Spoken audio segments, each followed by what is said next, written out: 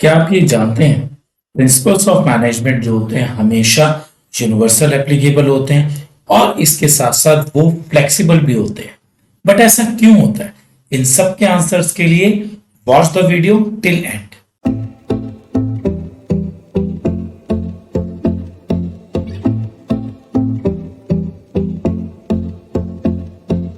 Hello everyone, कैसे हैं आप लोग? आप लोगों के फीडबैक से ये तो समझ में आ गया कि आप लोगों को इस चैप्टर के अब तक चारों के चारों लेक्चर बहुत अच्छे ढंग से समझ में आए। आज हम लोग लेक्चर 5 के अंदर पढ़ेंगे प्रिंसिपल्स ऑफ मैनेजमेंट, जिसका हम रिवीजन करेंगे क्योंकि ऑलरेडी ये प्रिंसिपल्स हम लोग डिटेल में कर चुके हैं। और इसके अलावा nature of principles of management, explain the concept of principle of management.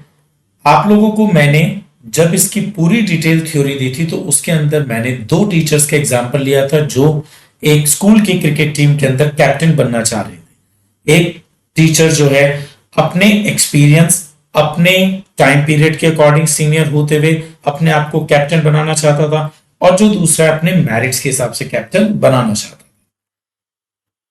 In the context of employees promotions, manager में अप्लाई डिफरेंट प्रिंसिपल्स। एक मैनेजर के पास अपने एम्प्लॉइज को प्रमोट करने के अलग अलग तरीके होते हैं। कुछ कंसीडर करते हैं सीनियरिटी को और कुछ कंसीडर करते हैं मेरिट्स को।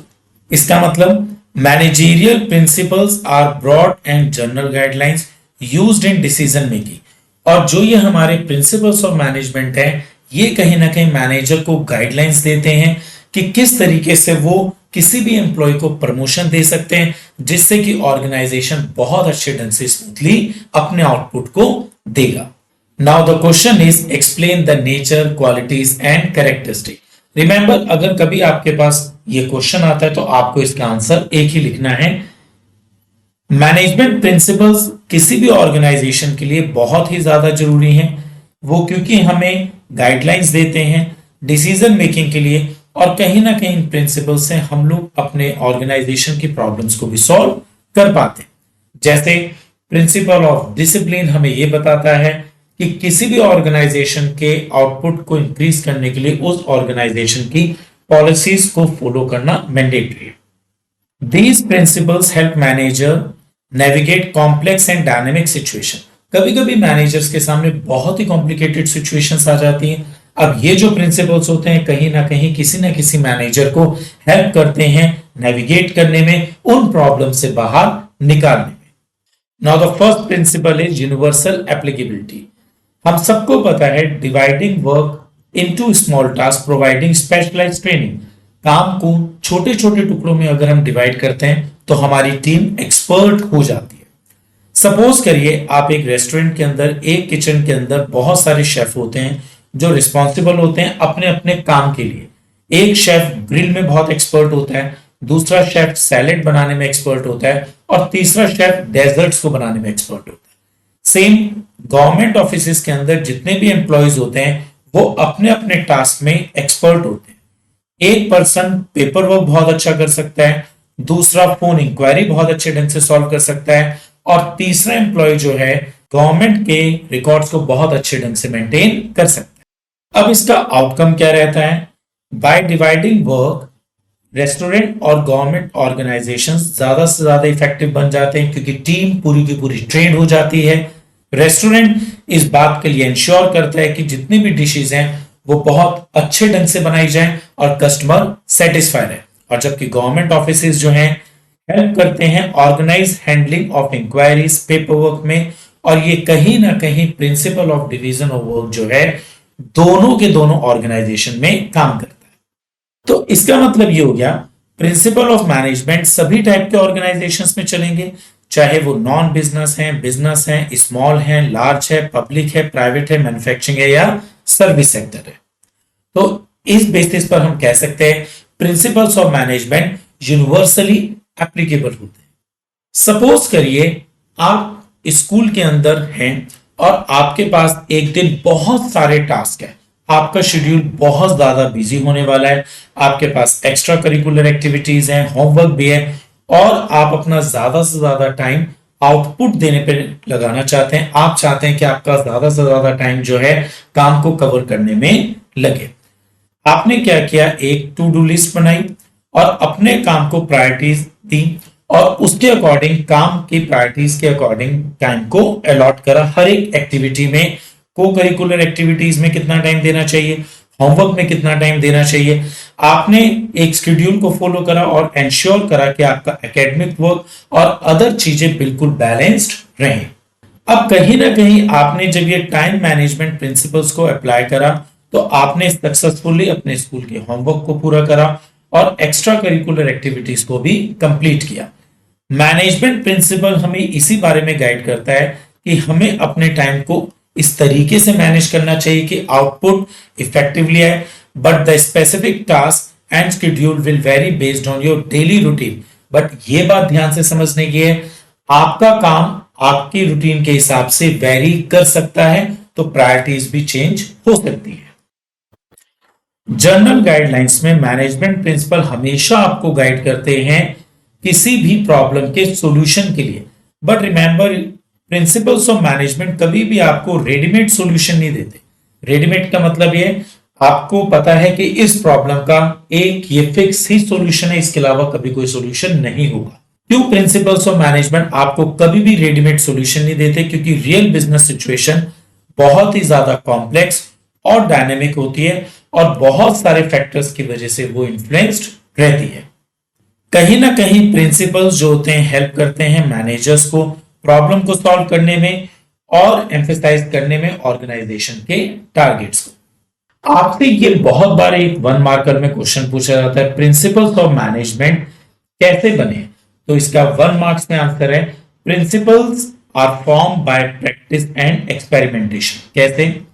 हम सबको पता है किसी भी ऑर्गेनाइजेशन में डिसिप्लिन एक बहुत ही क्रूशियल रोल प्ले करता है किसी भी ऑर्गेनाइजेशन के टारगेट को पूरा करने के लिए। इमेजिन करिएगा आप एक स्टूडेंट है, इनफैक्ट इसमें इमेजिन नहीं करना, आप सच में एक स्टूडेंट है। आप अपने फाइनल एग्जाम बोर्ड की तैयारी कर रहे हैं, उसमें सक्सेस होने के लिए आपको बहुत ही डिसिप्लिन में होना जरूरी है। आपने क्या करा, अपनी स्टडी का शेड्यूल बनाया और उस शेड्यूल के हिसाब से आप उस पर बहुत ज्यादा स्टिक रहे और आपने जितने भी डिस्ट्रैक्शंस थे उन सबको अवॉइड करा। इससे आपको यह पता लगा कि डिसिप्लिन आपको ट्रैक पर रहने में हेल्प कर रहा है और कहीं ना कहीं आपके ग्रेड्स भी इंप्रूव हुए। आपके पर्सनल एक्सपीरियंस से आप ये तो समझ चुके हैं कि डिसिप्लिन जो है हमारे टारगेट्स को पूरा करने के लिए बहुत ज्यादा एसेंशियल है। The same principles applies in organisation, और यही जो डिसिप्लिन है सभी ऑर्गेनाइजेशंस में चलता है। Discipline among employ is necessary for the efficient functioning of the workplace. मतलब किसी भी ऑर्गेनाइजेशन के अंदर अगर हम ये चाहते हैं कि ऑर्गेनाइजेशन बहुत अच्छे ढंग से काम करे तो वहां पर डिसिप्लिन का होना जरूरी है। मैनेजमेंट प्रिंसिपल्स को हमने डेवलप करा है अपने एक्सपीरियंस, कलेक्टिव विजडम और एक्सपेरिमेंट से। मतलब यहां पर जितने भी प्रिंसिपल्स ऑफ मैनेजमेंट है मैनेजर्स के अपने एक्सपीरियंस से, उनकी विजडम से डेवलप किए गए।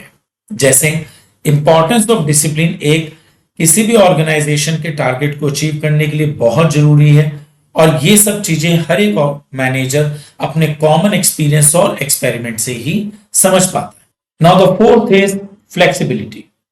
सेंट्रलाइजेशन का मतलब ये होता है, जो हम लोगों ने पहले के लेक्चर में समझा, कि डिसीजन पावर जो होती है वो सिर्फ टॉप लेवल मैनेजर्स के हाथ में होती है, और जबकि डिसेंट्रलाइजेशन का मतलब ये होता है कि जो भी डिसीजन पावर है वो लोअर लेवल तक डिस्ट्रीब्यूट कर दी जाती है। हम एक एग्जांपल लेते हैं।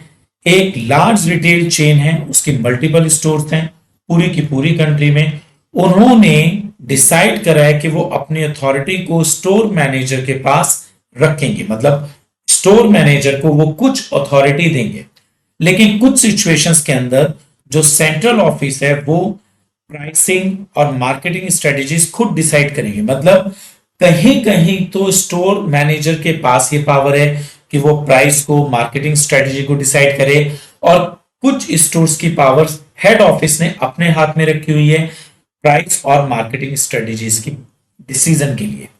हालांकि ऑर्गेनाइजेशन ये भी कर सकता है कि कुछ स्टोर्स के मैनेजर को और पावर दे सकता है प्राइस और प्रमोशन की, लेकिन ये सब चीजें डिपेंड करती है वहां के एनवायरनमेंट और सिचुएशन पर।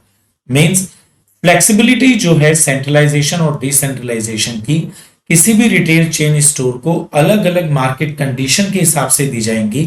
कुछ लोकेशंस पर लोकल डिसीजन को देखते हुए स्टोर मैनेजर को ये पावर दी जाएगी और कुछ एरियाज में ये सारी की सारी पावर हेड ऑफिस अपने हाथ में रखेगा। तो मैनेजमेंट प्रिंसिपल्स कभी भी रिजिड नहीं होते, ये कहीं ना कहीं सिचुएशंस के अकॉर्डिंग मॉडिफाई किए जा सकते हैं। मैनेजर्स को अलग अलग सिचुएशंस में इन प्रिंसिपल्स को अप्लाई करना पड़ता है और अथॉरिटी को अलग अलग सिचुएशन में सेंट्रलाइज्ड या डिसेंट्रलाइज करना पड़ सकता है। Now the fifth is mainly behaviour. हम सबको पता है कि अगर हम अपने एम्प्लॉयज को मोटिवेट करते हैं तो कहीं ना कहीं उनके परफॉर्मेंस में एक बूस्ट दिखाई देता है। सपोज करिए आप एक मैनेजर हैं किसी रेस्टोरेंट के और आप चाहते हैं कि आपका स्टाफ जो है कस्टमर्स को बहुत एक्सीलेंट सर्विसेज प्रोवाइड करे। मैनेजर ने उसके लिए क्या किया, मोटिवेशनल टेक्निक्स के यूज करा और उससे ऑर्गेनाइजेशन के मतलब रेस्टोरेंट के स्टाफ में एक आउटस्टैंडिंग परफॉर्मेंस एनहेंस हुआ। उन्होंने कहीं ना कहीं अपने स्टाफ को बोनस दिया, ट्रेनिंग दी, ताकि स्टाफ के कॉन्फिडेंस को भी बिल्डअप किया जा सके। अब इसका आउटकम ये रहा, by applying this management principle related to motivation, restaurant staff become more attentive and dedicated to delivering great customer services. Restaurant के स्टाफ बहुत ज्यादा डेडिकेटेडली कस्टमर्स को अपनी सर्विसेज देने लगा। This behaviour directly impact the restaurant success. तो management के जो प्रिंसिपल्स हैं कहीं ना कहीं ह्यूमन के बिहेवियर को इंपैक्ट डालते हैं, उन्हें इन्फ्लुएंस करते हैं। These principles help understand the relationship between human and material resources. ये प्रिंसिपल कहीं ना कहीं ह्यूमन और मटेरियल रिसोर्सेज के बीच में एक रिलेशन भी बनाते हैं। Now the next is cause and effect relationship. Suppose करिए आप एक रिटेल स्टोर के मैनेजर और आपने देखा कि आपके जो एम्प्लॉयज हैं वो बहुत ज्यादा स्ट्रगल कर रहे हैं कैश रजिस्टर को मेंटेन करने में और अपने कस्टमर्स को सर्विसेज भी देने में उन्हें बहुत स्ट्रगल करना पड़ रहा है। You decide to implement a training programme. अब आपने सोचा कि इस स्टाफ को ट्रेनिंग दी जाए ताकि उनका कैश रजिस्टर स्किल्स इंप्रूव हो और साथ ही साथ उन्हें ट्रांजैक्शंस को हैंडल करने की गाइडलाइंस दी जाए और एड्रेस किया जाए कैसे कस्टमर्स को कंसर्न करना है, कस्टमर्स को कैसे सेटिस्फाई करना है। अब इसका रिजल्ट ये हुआ ट्रेनिंग का कि आपने देखा एम्प्लॉयज जो हैं बहुत ज्यादा कॉन्फिडेंट हो गए अपने रोल में और कस्टमर्स को बहुत अच्छी सर्विसेज दे रहे हैं। सेल तो इंक्रीज हुई ही हुई and customer leave the store more satisfied. अब कस्टमर जब भी स्टोर छोड़कर जाता है बहुत सेटिस्फाइड होकर जाता है। एक तरीके से देखा जाए this cause and effect relationship between training and improve job performance evident. कहीं ना कहीं ये कॉज एंड इफेक्ट रिलेशनशिप है कि हमने अपने स्टाफ को ट्रेनिंग दी और उसका रिजल्ट ये निकला कि वो ज्यादा इफेक्टिव और एफिशिएंट हो गए। इस एग्जांपल में कॉज एंड इफेक्ट रिलेशनशिप बहुत क्लियरली दिखाई दे रहा है, जिसके अंदर ट्रेनिंग देकर हम लोगों ने अपने एम्प्लॉयज को सक्सेसफुल किया। मैनेजमेंट के प्रिंसिपल्स भी कहीं ना कहीं कॉज एंड इफेक्ट रिलेशनशिप के बेस पर एस्टेब्लिश किए गए हैं। मैनेजर को वो हेल्प करते हैं आउटकम्स को लाने में और ये जो प्रिंसिपल हैं अलग अलग सिचुएशंस में अप्लाई किए जाते हैं। Now contingent. कंटिंजेंट का मीनिंग हमेशा याद रखिएगा, depends on the prevailing situation. मतलब प्रिंसिपल्स ऑफ मैनेजमेंट हमेशा सिचुएशन के अकॉर्डिंग वेरी करते हैं। फॉर एन एग्जांपल, अगर हम किसी एम्प्लॉय को फेयर वेजेस देना चाहते हैं, अब ये फेयर वेजेस किन बातों पर डिपेंड करती है, ये बहुत सारे फैक्टर्स पर डिपेंड करती है। एम्प्लॉय ऑर्गेनाइजेशन में कितना कंट्रीब्यूट कर रहा है और इसके अलावा मार्केट में वेज रेट क्या है। Principles must be adapted as per the requirement and changing circumstances. जैसे जैसे ऑर्गेनाइजेशन में चेंजेस आते हैं प्रिंसिपल्स भी उसी के अकॉर्डिंग अडेप्ट करने चाहिए।